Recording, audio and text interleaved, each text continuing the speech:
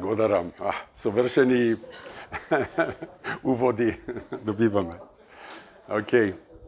Ја денес третото предавање, ако смеам кратко да резимирам од минатите предавања, зборувавме првата вечер за успешен живот и како се вика тоа, ако сето тоа се намалува во една реченица, резимирање, да, успех главен, максимален би бил да му дозволиме Бог да не најде нас лично. И читаме дека во Божјото небо, кај Него, ако смееме да кажеме на поднаводници дома, има голема радост, голем успех за еден изгубен човек, еден грешник, да дозволи да биде најден. Бог е тој кој веќе цело време не бара. Неговиот успех, врз кој што се базира вистинскиот успех во нашиот живот би бил, тој смета, ако тој успева, јас да дозволам тој да ме најде. Другото беше наредното, плодоносен живот. Изборувавме за тоа какви плодови сака Бог да сее и да израсте во нашиот живот кога ќе дозволиме тој да не најде. И денес ќе зборуваме за тема која баш за празникот денес некако се наметнува.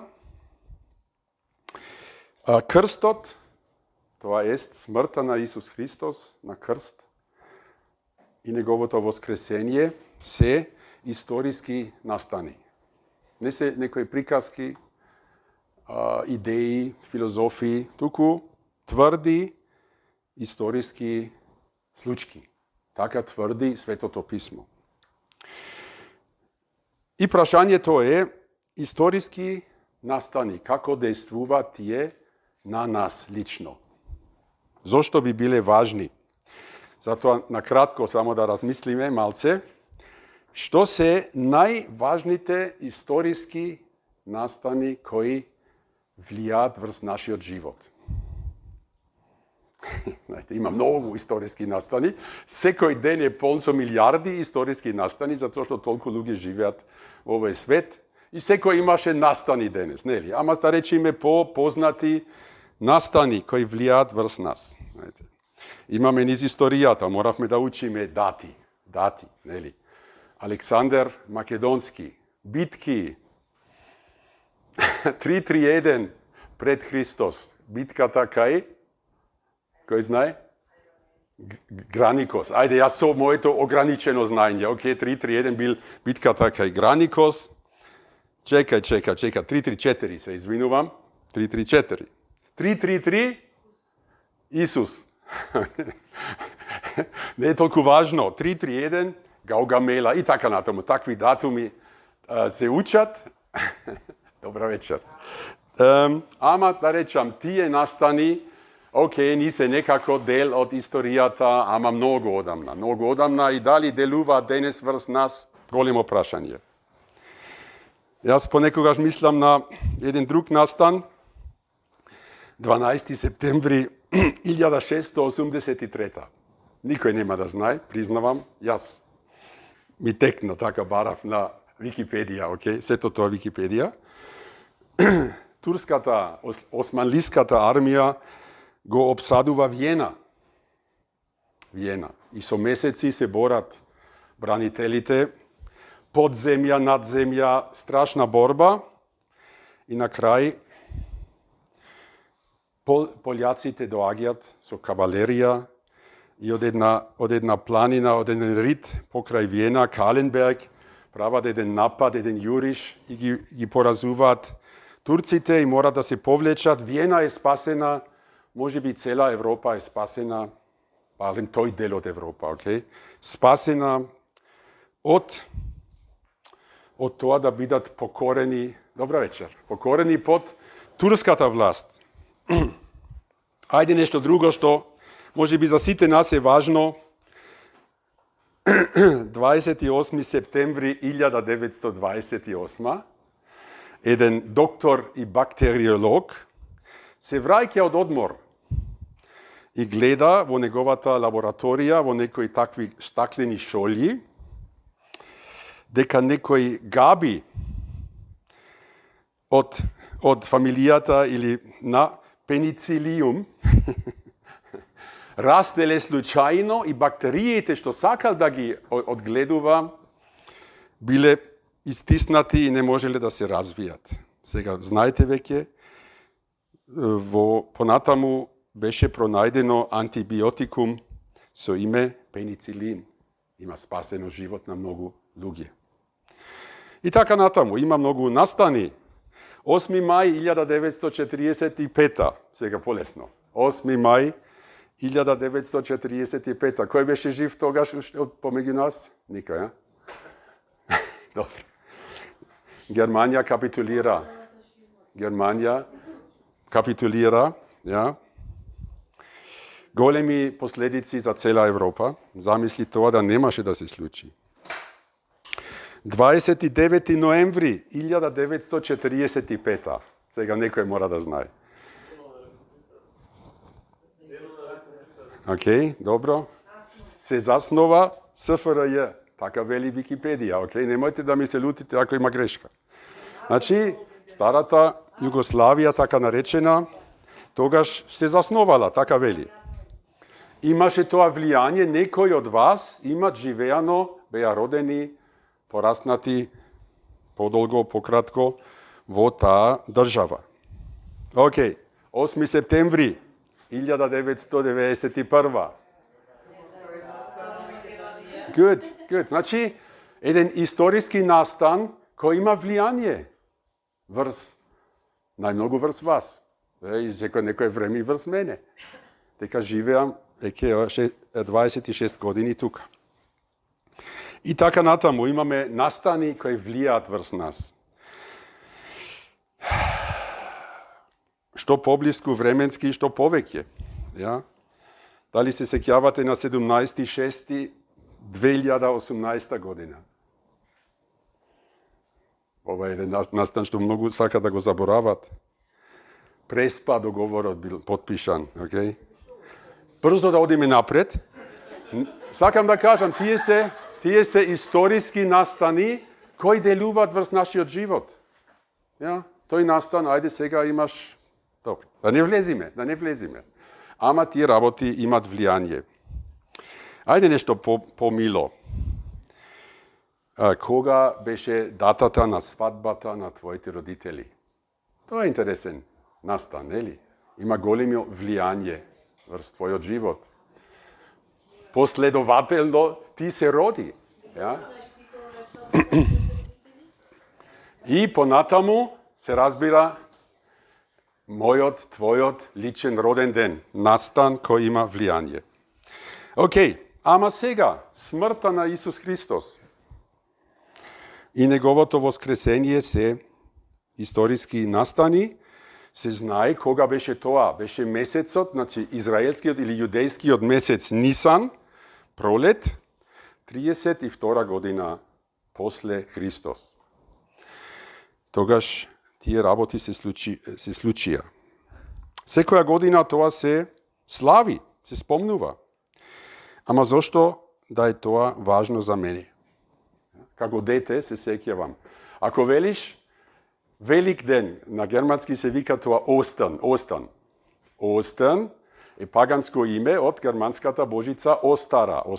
Остен, намисли. Што памтам јас како дете?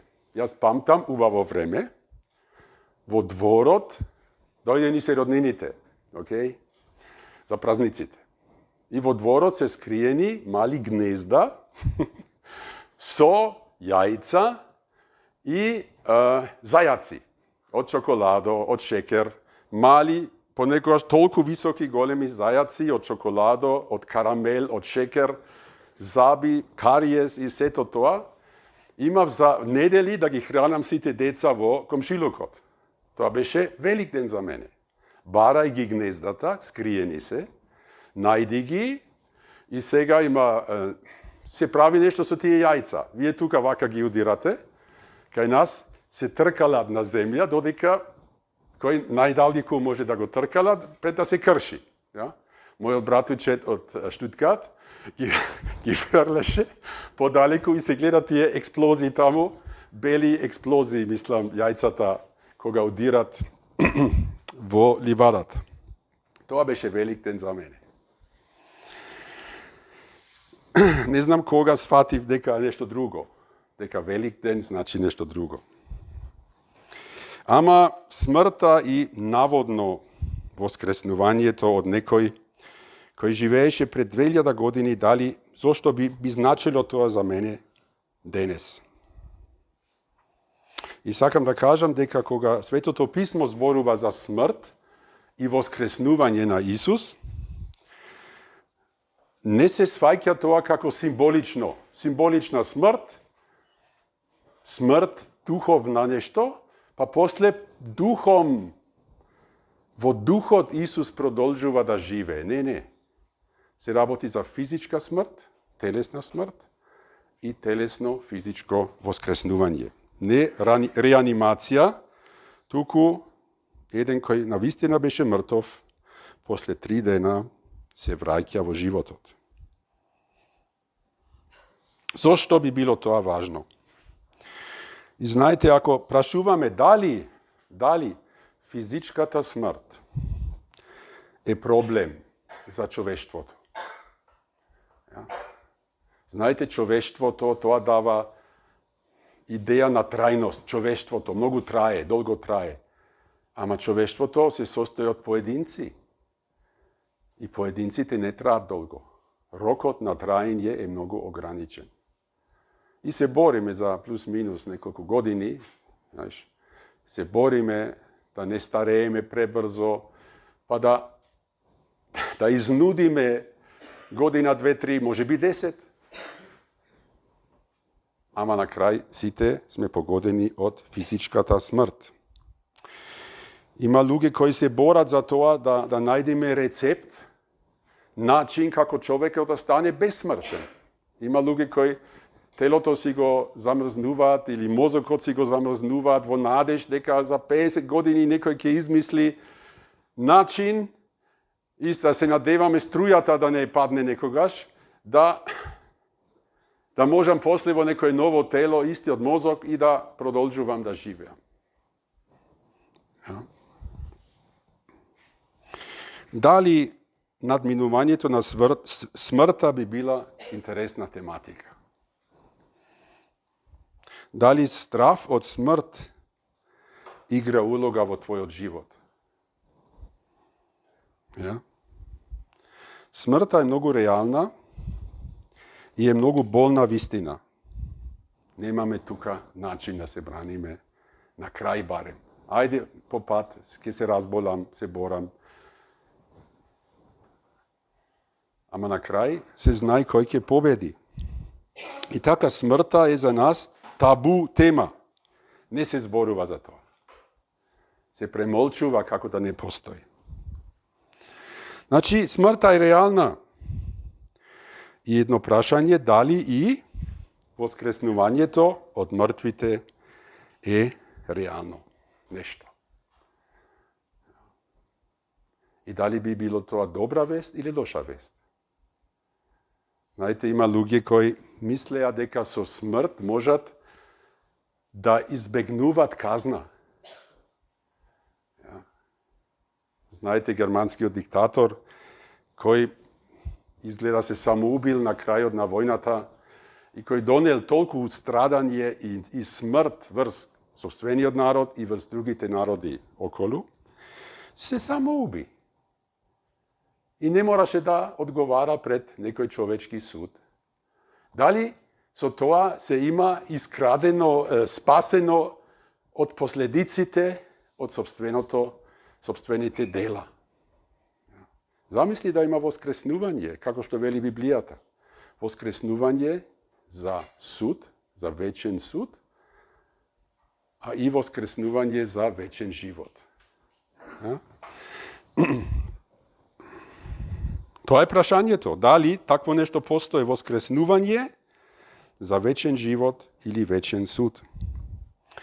И би сакал сега да влеземе во темата, тука гледам дека пред 6 години веќе еднаш зборувавме за истата тема, не е сега важно. Би сакал да го цитирам апостолот Павле. И тој самиот кога се зближи крајот на неговиот живот, ова кога Павле го пишува, тој е во Рим, во затворот, и го очекува крајот на својот живот. И кога го читаме ова послание, 2 Тимотеј, значи второто послание до неговиот пријател и соработник Тимотеј, тој спомнува вакви работи, кои сега му се важни. Павле, гледајќи го крајот на својот живот, најверојатно преку екзекуција, тој вели, Исус Христос, што ми значи тој? Тој е мој спасител и посебно во оглед на крајот на мојот живот на овој свет, што ми е важно? Тој ја уништи смртта и ги доведе на виделина животот и безсмртноста преку Евангелието. Значи, Павле вели со други зборови, Исус Христос направи нешто. И тоа за мене, кој верувам во Него, кој можам да кажам, мој личен спасител е Исус, за мене тоа значи смртта е уништена. И тоа не вели Алек што филозофира, туку еден Павле кој е соочен со крајот, со суровиот крај на својот живот. И вели смртта која ме чека во суштина е уништена. И неговата логика, и не само логика, ќе кажам веднаш, значи смртта уништена. Павле ќе умре, како уништена? Смртта го нема веќе последниот збор. Смртта е уништена преку едно воскресение од смртта. Исус Христос воскресна како прв. И тој ветува, по него ќе има многу други како него. Луѓето што работат во производство, во индустријско производство, знаат дека за секоја нова серија, кога се произведува, има секогаш еден прототип. А тука сме скоро сите софтвер луѓе. Да е еден хардвер човек, значи што произведува нешто конкретно, се знае. Првиот тип на некоја нова серија е првиот примерок на тој новиот производ. И после сите како тој серијата оди. Јас имам направено прототипи кога јас работев. Исус Христос е Божиот прототип, првиот од една голема, огромна серија на луѓе кои ќе воскреснат како и тој. И во таа смисла Павле вели, Христос со своето воскреснување од мртвите е првиот што воскреснал и никогаш веќе нема да умре. И тој даде едно ветување дека тие кои ја имат поставено својата доверба во него ќе воскреснат како и тој. Значи едно воскреснување и едно ветување Божјо ја уништија смртта. Тоа ветувањето Павле го нарекува Евангелието. Божјата радосна вест е едно ветување за нас луѓе. Бог ти ветува нешто.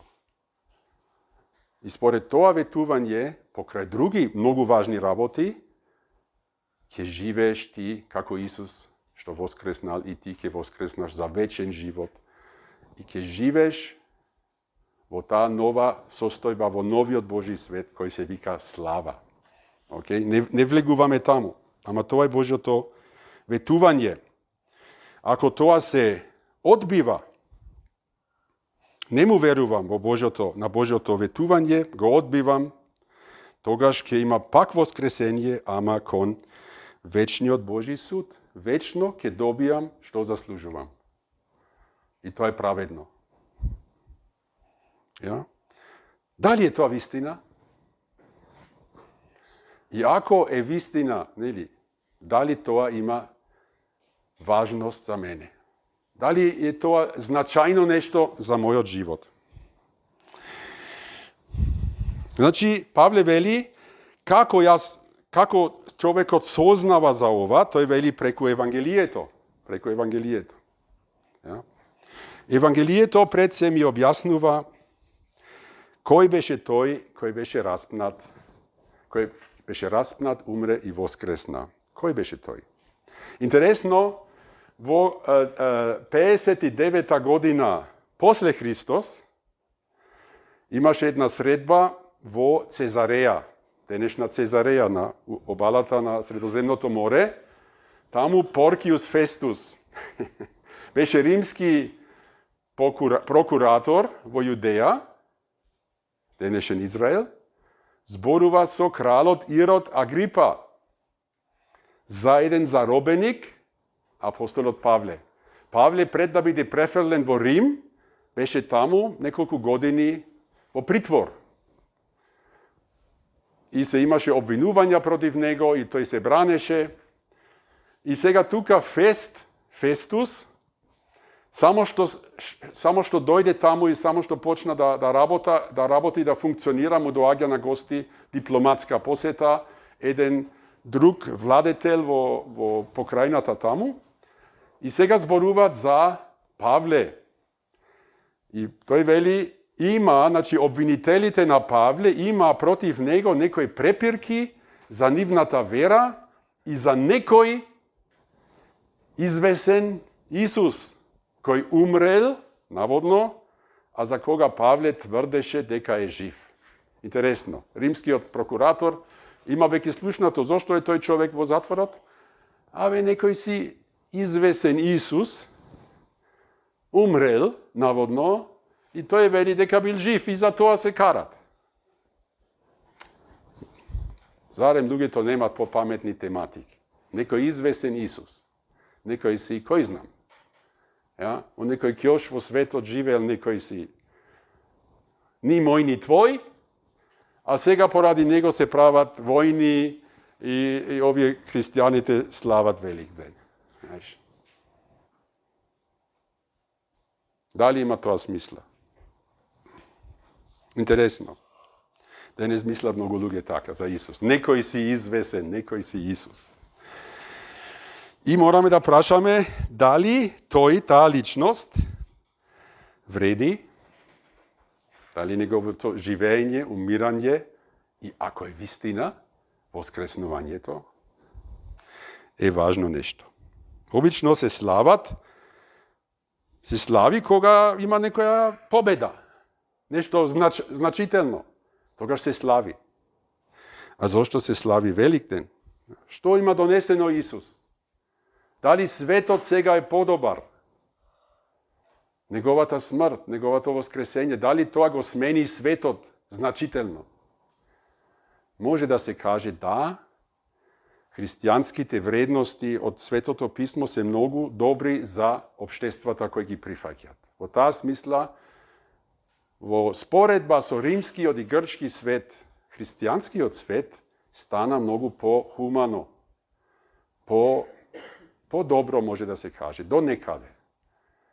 Тоа многу паметни луѓе го имат забележано и поради тоа почна да го сватат христијанството библиско сериозно. Ама знаете дали конечниот резултат на животот, смрт на Исус, што донесе? Јас размислувам, јајцата беа целта? Козинјаците? Јас сакам козинјаци. Јас купив еден во Футура. Многу убави. Денес заборавив. Си реков, морам уште еден да купам. Јас сакам козинјаци. Јас сакам и јајца. Нели? Ама дали беше тоа Божјата цел? Ако Исус беше од Бог испратен и умре и воскресна, дали тоа беше целта? Еден дел од човештвото да кршиме јајца. Тек. Нели? И да, не знам што правиме се. Знаете? Дали тоа беше целта? Дали беше целта да имаме цркви, да имаме манастери, да имаме празници? Беше ли тоа целта? Се уште постојат војни, страдања, геноциди, масовни убиства, смрт. Што беше целта? Да ги прашуваме стручњаците. Тука, например, Јован Крстителот, кој беше испратен од Бог да го подготви патот за Исус. И тој вели, еве го, гледајќи го Исус како доаѓа кон него, еве го Божјото јагне кој ги зема гревовите на светот. Тука слушаме дека тој некој си, тој извесен Исус, бил Божјото јагне, жртвено јагне, кој ги зема гревовите на светот. Една информација. Не е некој си непознат евреин кој живеел некогаш. Не. Туку тој има значење за целиот свет. И другиот стручњак, апостол Петар. Христос вели е невино и чисто јагне, кој беше предназначен пред создавањето на светот, а се јави на крајот на времето заради вас. Христос постоеше пред создавањето на светот? Тој некој си Исус, тој извесен, тој евреин од таму, со долгата коса, брада и сандалки. Чекај малце. Знаеш, ако ова е вистина, тогаш таа личност која живееше тогаш помеѓу нас на ова планета, беше самиот Бог создател. И дури пред да создава, пред да настана просторот, времето, галаксиите, пространствата на Вселената и се што е во неа, пред сето тоа, тој бил предназначен, односно пиши на грчки, предпознат, дека тој еден ден ќе биде Божјото јагне кој ги зема гревовите на светот. Ако е тоа вистина, сето наше постоење воопшто се случи, само се случи бидејќи пред самото создавање, и не е важно сега временски како мислиш ти, дали беше тоа пред милиарди или пред илјадници, апсолутно не е важно. Пред сето тоа, веќе тој постоеше и веќе беше спремен да даде секоја жртва за тебе. Да ги зема твоите гревови, кои се уште ти не си ни создаден и не си ни сгрешил. Тој тогаш веќе постоеше и беше спремен дека еден ден, кога ќе биде времето, ќе стане тој човек и ќе оди тој доброволно на еден крст да биде распнат и со тоа да ги земе твоите гревови. Гревовите на целиот свет. Ама и муслиманите и за нив. Абе хиндуистите и за нив. Абе атеистите и за нив. Ама анимистите и за нив. Ама битолчани и за нас. Дури за германците. Знаете, јас сум само, се уште не сум успеал да разбирате. Океј. Значи, таа личност кој е пред создавањето на светот, веќе беше спремен се да даде и да се жртвува за тебе, за да биде наш спасител. Божјото јагне, вели Јован Крстителот и Петар. Божјото јагне. Јагнето тогаш беше жртва, помеѓу друго жртва за гревови. Кај израелците, Бог ги учеше во Стариот Завет, од Библијата, дека човекот кој сгрешил, за да добие прошка од Бог, не мора да се моли 10 пати Отче наш, или да прави нешто добро. Не. Тој мора да донесе едно животно во Божиот храм, и тоа животно мора да биде здраво, без мака, без мана. И тој мора животното да го носи кај свештеникот, покрај еден жртвеник. И тој мораше тогаш рацете да си ги постави на главата на тоа животно и да го исповеда својот грев. Зошто дојде? Зашто бара прошка? За тој грев ги поставува рацете врз главата на животното и вели поради овој грев дојдов. Јас го направив ова. И после мора да земи нож и да го убие животното. И тоа животно умира на место него. И тој останува жив и животното умира. И крвта на тоа животно, живот од крвта, свештеникот го фаќа во еден сад и го излева на жртвеникот. И после имаше уште нешто и после вели и ќе му биде простено. Мора некој да умре за грешникот да добие прошка. Така ги учеше Бог луѓето во Стариот Завет. Прошка има само бидејќи некој друг невин го даде животот на место мене. Не добивам прошка бидејќи сум добар. Не добивам прошка бидејќи направив не знам колку склекови и колку не знам што. Религиозни склекови.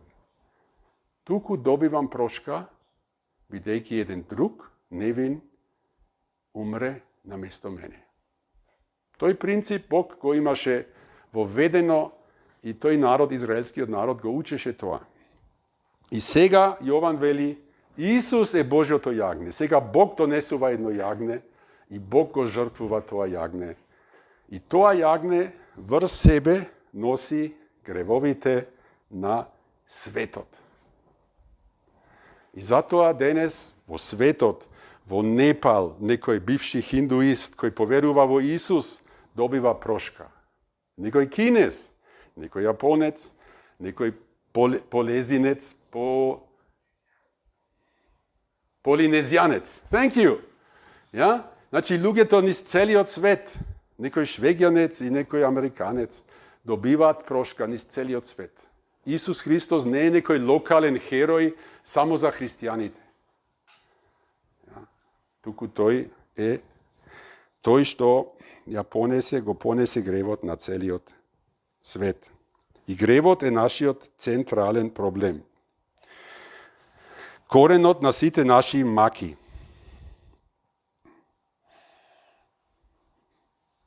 Тоа е нашето оттуѓување од Бог, нашата расипаност и вината од нашите мисли, зборови и делови. Дела. Се извинувам, дела. Ja? Како ја зема тој вината? Тој ја зема врз себе. И затоа е казнет на крстот. И знаете, на крај Петар вели, тој дојде, се јави на крајот на времето заради вас.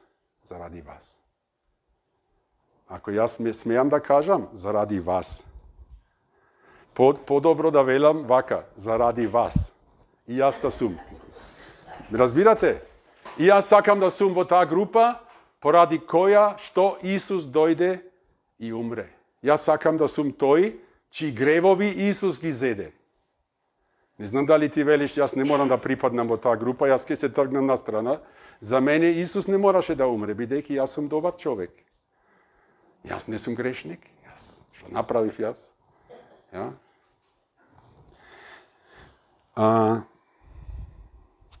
Поради вас.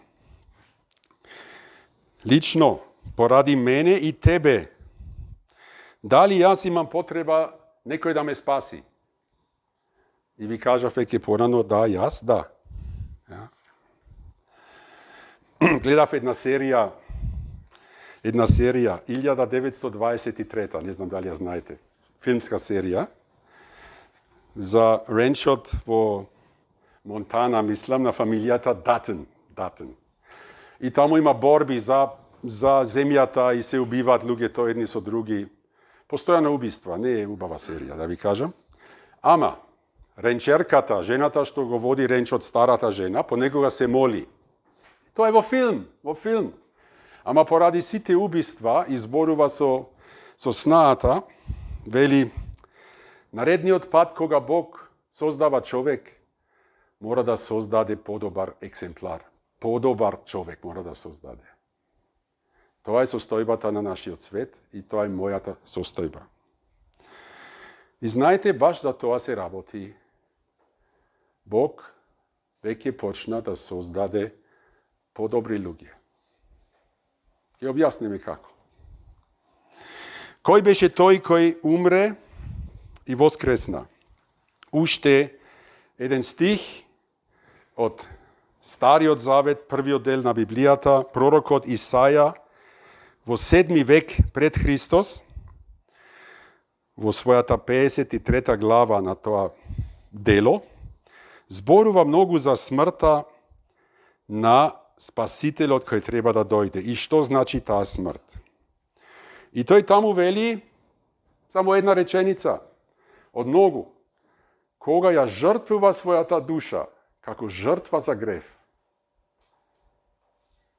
Тука ја гледаме смртта на Исус.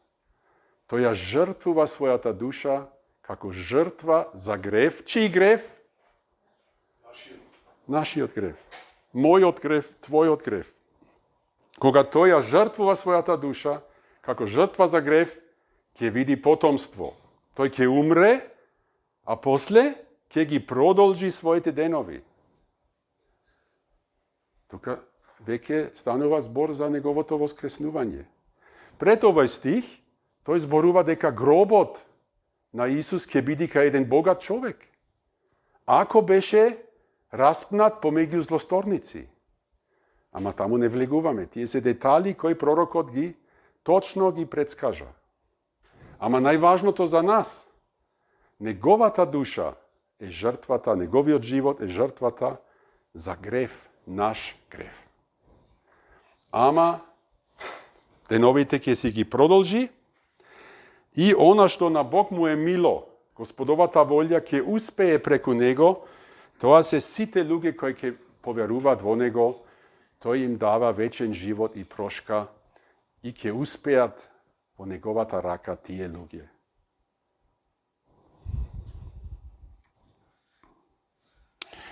Значи, неговата смрт и неговото воскреснување одамна беа предвидени. И знаете, не знам дали знаете што е ова?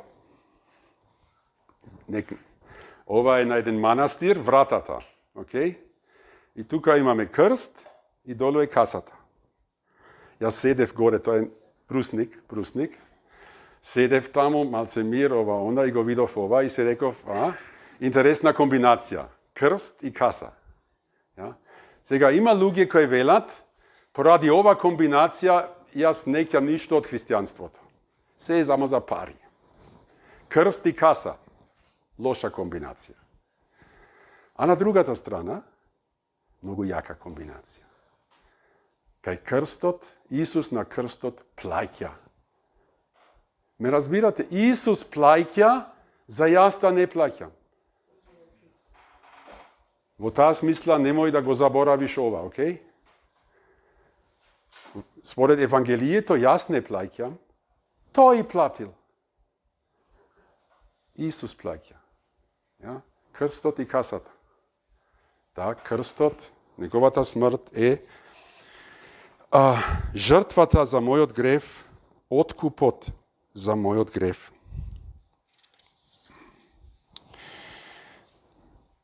И после вели Исаја, тој ќе продолжи да живее, ќе се врати во животот, ќе ги продолжи своите денови и тој лично се грижи за тие луѓе кои му се доверија, кој поверува во него.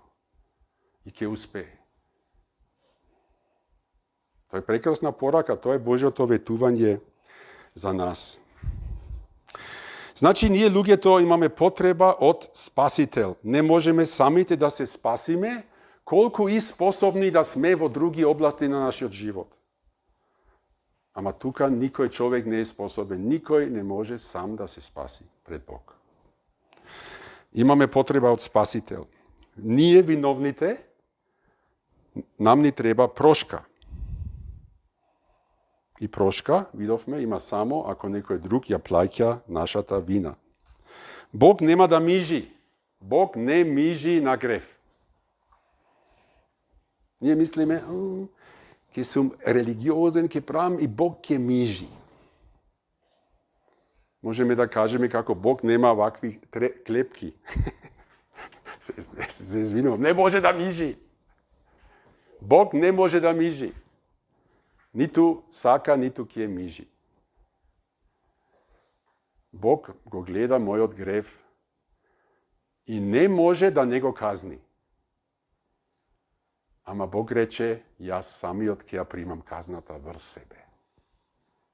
Ќе станам човек и јас ја примам казната. За ти да не бидеш казнет. Ама гревот, го гледаме, гревот стои и треба да сме искрени во однос на тоа. Ама Бог нуди едно решение. Биди искрен и јас ќе засметам на твоја сметка тоа јас што платив. Ja? Значи, вината мора да биде признаена, а сега виновникот мора својата доверба да ја стави на својот заменик Исус Христос. Мојот заменик во Божиот суд на крстот, Исус. И тогаш по тој услов Бог простува се и за секогаш, потполно. Тоа е неговото ветување за нас. И тогаш имам живот со сигурност. Мене ми е простено за секогаш. И можам да живеам мирно и радосно. Без религиозни притисоци. Без страв, дека не сум доволно успешен во мојата религија и на крај Бог ќе ме отфрли. Јас имам мир со Бог и можам да имам мир во срцето и така да живеам. Прошка ни треба.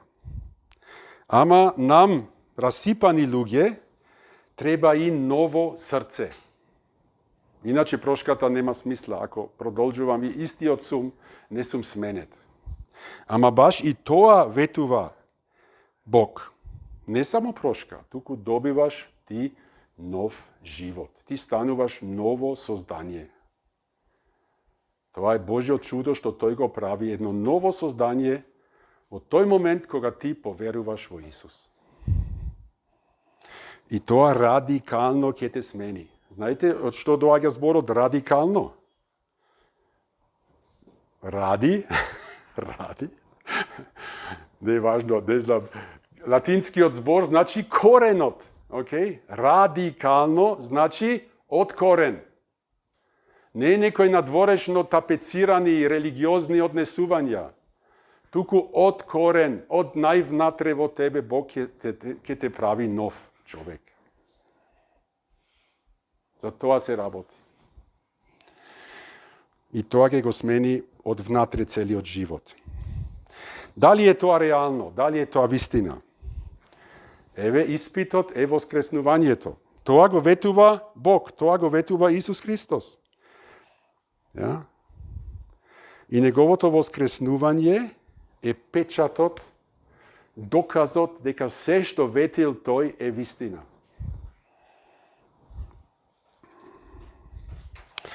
Како можеме да знаеме дека е тоа вистина? Да ги прашаме современиците на Исус, апостолите, неговите ученици.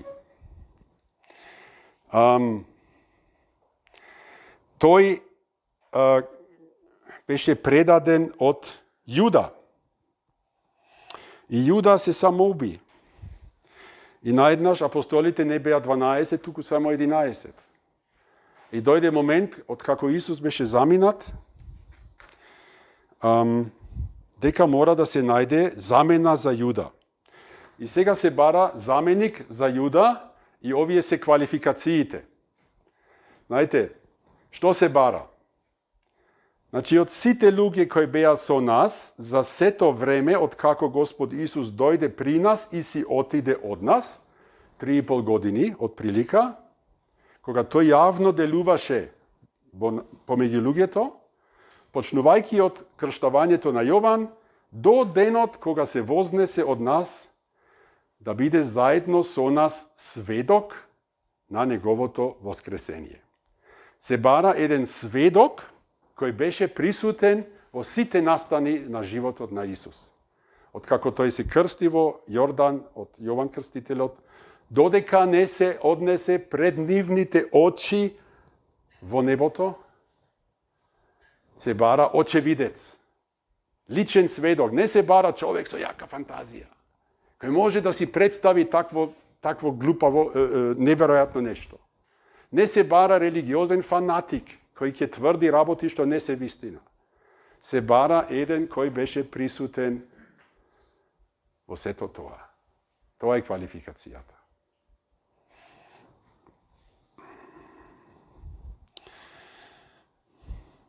Сега, во книгата Апостолски дела, која ја опишува првата фаза на верата во Исус, на христијанството, често пати апостолите зборува пред луѓето. И тука, например, апостол Петар зборува во Ерусалим, на една толпа на луѓе, и зборува за патриархот Давид, цар Давид. Ja? Бидејќи беше пророк, значи тој цитира некој дело на Давид, бидејќи беше пророк, предвидувајќи за воскресението на Христос, рече, и сега се цитира Давид, ниту беше оставен во подземјето, ниту телото му се распадна. Бог го воскресна овој Исус, за кој ние сме сведоци. Значи, тие видоа дека Исус умре и го видоа воскреснат. И Петар вели, ова се совпаѓа со изјавите на старите пророци. Помеѓу друго, Давид. Тоа се само исечени кратки цитати, ама може сето тоа во контекст да се гледа. Наредното, кога биле под закана апостолите да кјута, да не зборуваат за Исус, што рекоа тие? Ние не можеме да не зборуваме за она што го видовме и слушнавме. Значи, нивното убедување и верување и зборување се подпираше врз тоа што лично го видела и слуша. А Петар тука долу вели во една, тој му кажува на еден неевреин за она што се случи со Исус и вели, ние сме сведоци кои јадевме и пиевме со него по неговото воскресение од мртвите. Како тие поминаа време со Исус од како воскресна од мртвите, јадоа и пиеа заедно со него. 40 денови траеше таа фаза кога Исус во повеќе наврати беше виден, а не само виден, туку се дружеа со него, се допреа до него и сето тоа. 40 денови траеше таа фаза. Еднаш бил виден Исус од 500 брајќа, вели Павле, верни мажи наеднаш. 500 луѓе. И повеќето од нив живееле уште за време кога Павле тоа го пишува. Значи, тврдењето дека Исус воскреснал, јас денес не можам да го проверам. Ама овие луѓе, современиците на Исус, тврдат дека тие биле очевидци. Ja, виделе, допреле, јаделе, пиеле со него. Дали тие луѓе се за верување? Може би се измамници. Во религијата е полно со измами и лаги. Полно. Да сме реални. Измама, лицемерство. Дали тие луѓе беа такви? Сега е интересно што повеќето од нив умреа како сведоци на Исус. Значи, ова своето убедување го платија со смрт.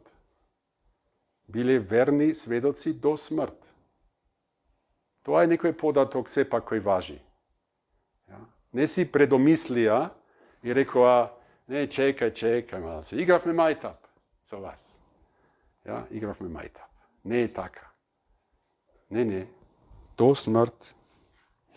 И ако ги читаш нивните писма, посланија, можеш да се запознаеш со нив и ќе велиш, овие се вистински луѓе, овие се реални.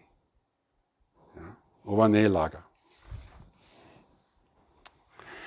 Значи, на вистина е сведоштвото на сведоците кажува да на крстот на вистина се плати за нашите гревови. Тој што умре на крстот не беше измамник, неуспех, ja?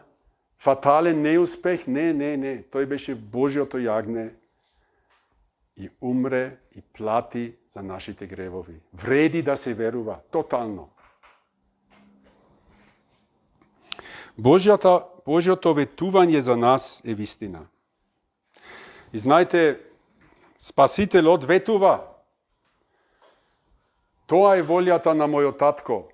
Секој што ќе го види Синот Исус и поверува во Него да има вечен живот. И јас ќе го воскреснам во последниот ден. Еве го Божјото ветување.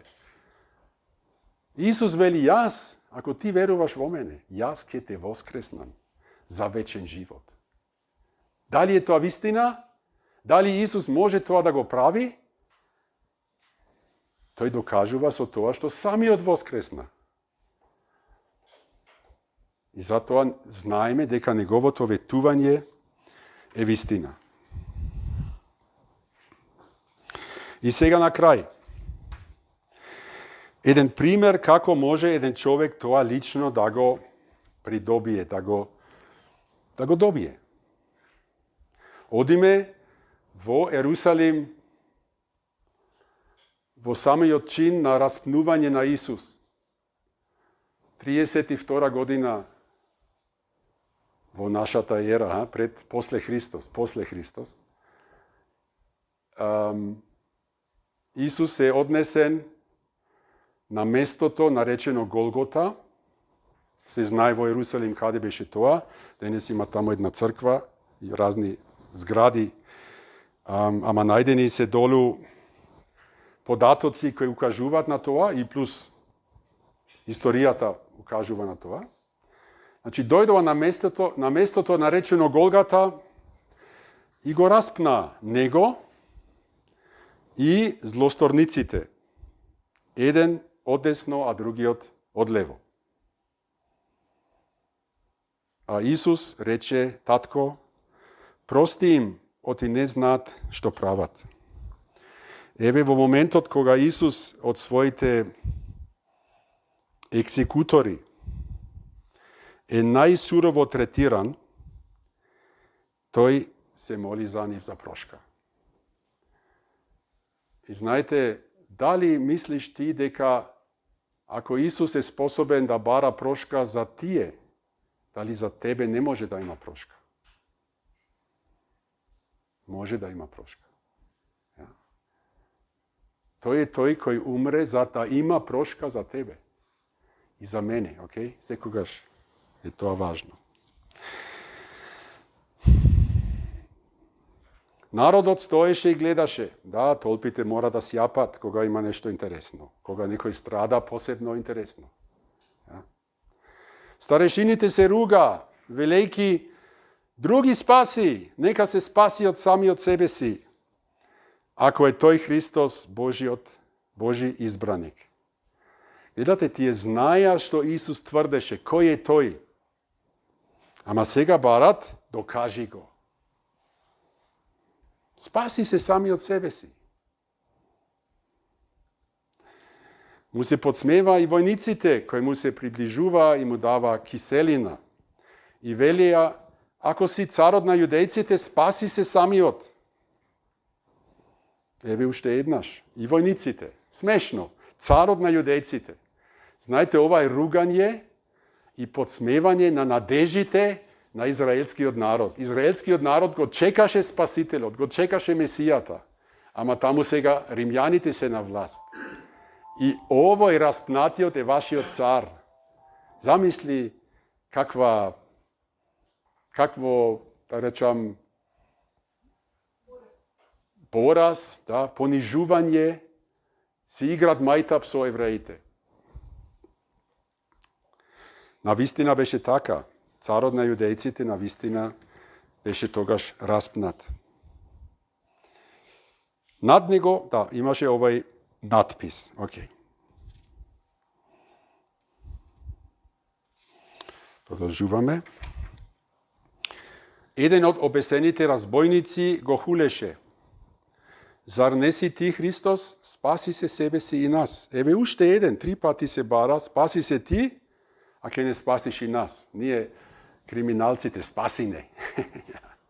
Да, интересно. Ама уште еднаш се бара, спаси се. А знаете зошто Исус не се спаси самиот?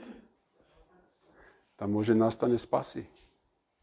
Тај мораше да остане на тој крст, распнат, до крај.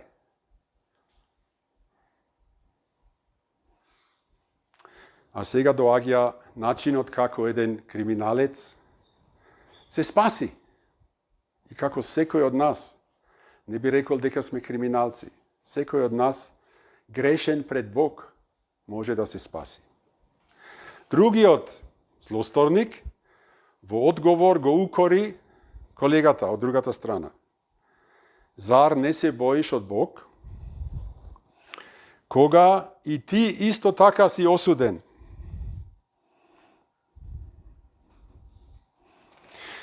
Значи, овај човек е при крајот на својот живот. Последните сати во маки ќе ги помине на крстот и сега знае, сега веќе нема надеж, ќе се соочам со смртта и ќе се соочам со Бог кој ќе ми суди. И затоа вели на другарот, ти не се плашиш од Бог. Наредниот со кој што ќе се соочиме е Бог. Заминуваме од овој свет. Зар не се плашиш од Бог? Зарем не дури и сега?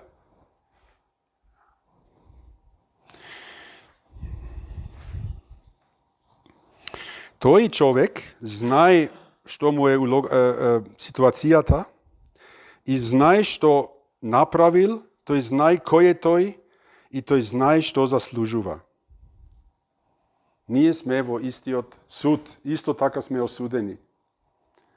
И вели тој, и ние сме праведно осудени. Зашто го примаме заслуженото од тоа што сме сториле. Знаете, еден човек кој е искрен. Правилно сме осудени. Обично затворите, еден пријател ми рече, затворите се полни со невини луѓе. Невини луѓе. Никој не правил ништо. Ама имаме една друга пријателка, таа оди во затворите кај жените, таму се убици и други жени, и чита со нив Библијата и вели, за тие не е проблем ова да го признаваат. Значи има двете страни. Ние сакаме да правиме како да не сме виновни. А има луѓе кои знаат, јас сум виновен. Кој може да ми прости? Како можам да добијам прошка за мојата вина реална? И тука треба да дојдеме до тој момент. Да сме искрени и реални пред Бог и пред себе си. Тука почнува, пред себе си и пред Бог. И знаеш, најсрекната состојба негова е што? Што тој е распнат покрај Исус. Дали е можно? Поголема среќа човекот не може да има. Не разбирате? Сва среќа. Умирам поради моите гревови, поради моите злостори, а до мене виси распнат невин Спасителот.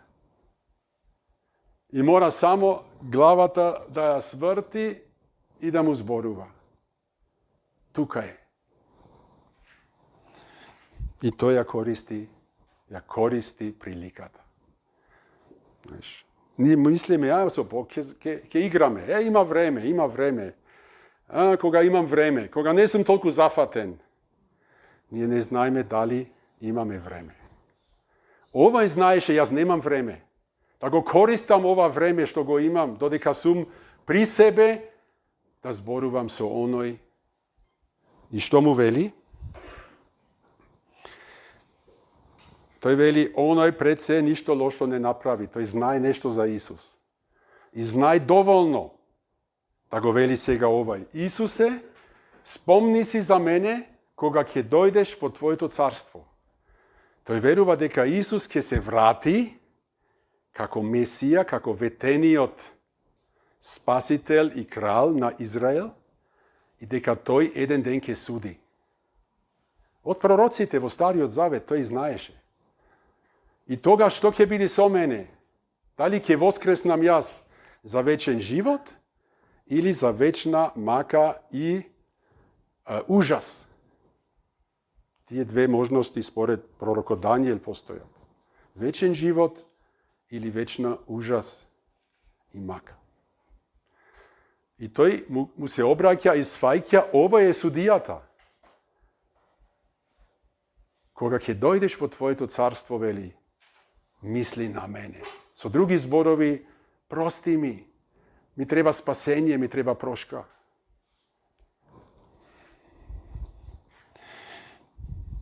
И реакцијата, бегај од мене, ти си грешен, не си достоен, не си чист. Не. Што е одговорот? Тој му рече, вистина ти велам, денес ќе бидеш со мене во рајот. Значи човекот му се обрати на Исус искрен и искажува доверба во него. И добива ветување од највисоката инстанца, од самиот судија Исус Христос. Вистина ти велам. И знаете, Исус вели вистина, знаејќи дека ние нема да му веруваме. Бидејќи ова е антирелигиозно. Исус да му велеше барем, кажи 10 молитви вакви, кажи не знам што, прави нешто религиозно, прави да заслужиш. Ама не го прави.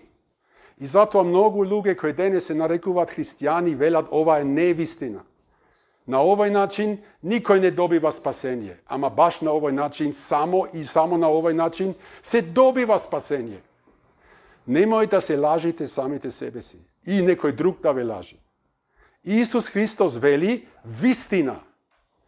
Религиозни луѓе велат лага. И тоа, ви кажувам, е најгрдото лице на религијата. Го негира Божјото Слово дрско во бунт против Бог. А се чувствуваат многу побожни, што се побожни.